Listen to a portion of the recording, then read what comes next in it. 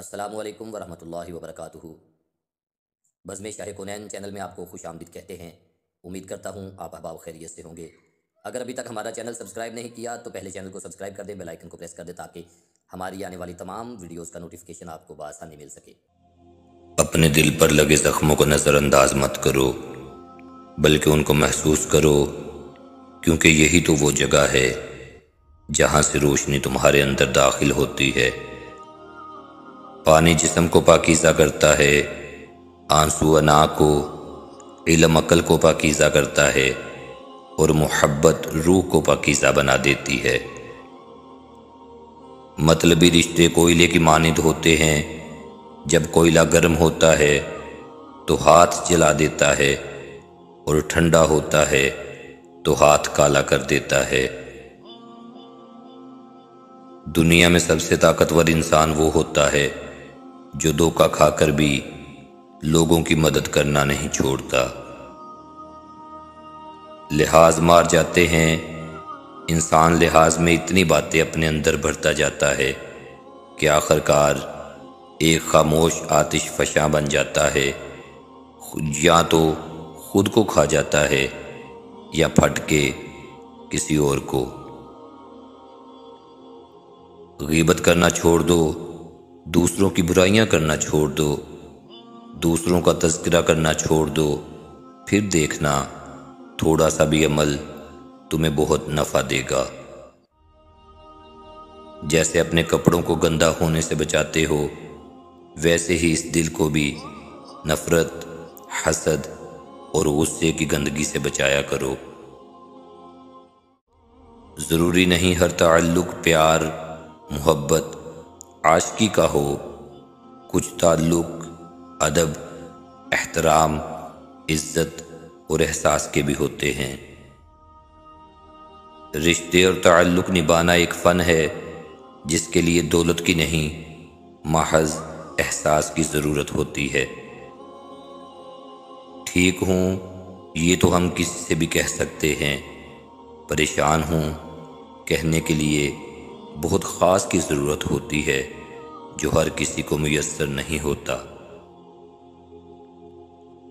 دوسروں کی نیتوں کی پڑتال کرنا چھوڑ دیں، ممکن ہے کہ اس کی توبہ آپ سے پہلے قبول ہو جائے، اور عابد و زاہد ہونے کی ہماری غلط فہمی ہمیں لے ڈوبے۔ جس کی شکل انسان والی ہو، اس کی مدد کرتے وقت مذہب نہ پوچھنا، بس مدد کرو اس کی۔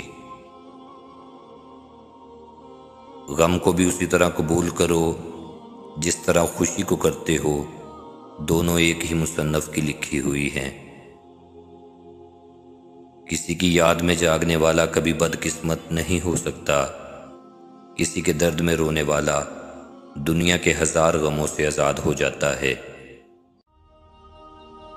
جو حق کو چھوڑ کر عزت کا طلبگار ہوتا ہے وہ ذلیل ہو کر رہتا ہے، اور جو حق کے ساتھ دشمنی رکھتا ہے ذلت اس کا ہمیشہ کے لیے مقدر بن جاتی ہے۔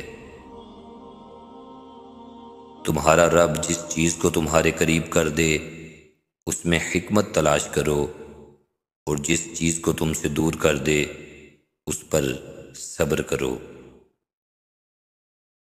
تمہارے پاس اگر پسند کی چیز نہیں تو اپنے پاس موجود چیزوں کو ہی پسند کر لو، شکر اسی کا نام ہے۔ میں نے اللہ کو مندروں، گرجا گھروں اور مسجدوں میں تلاش کیا، خدا کو میں نے اپنے دل میں پایا۔ عورت کا پہلا غرور اس کا حسن اور آخری غرور اس کے بچے ہوتے ہیں۔ وہ اپنے آخری غرور کو مکمل کرنے کے لیے اپنے پہلے غرور کو خاک میں ملا دیتی ہے۔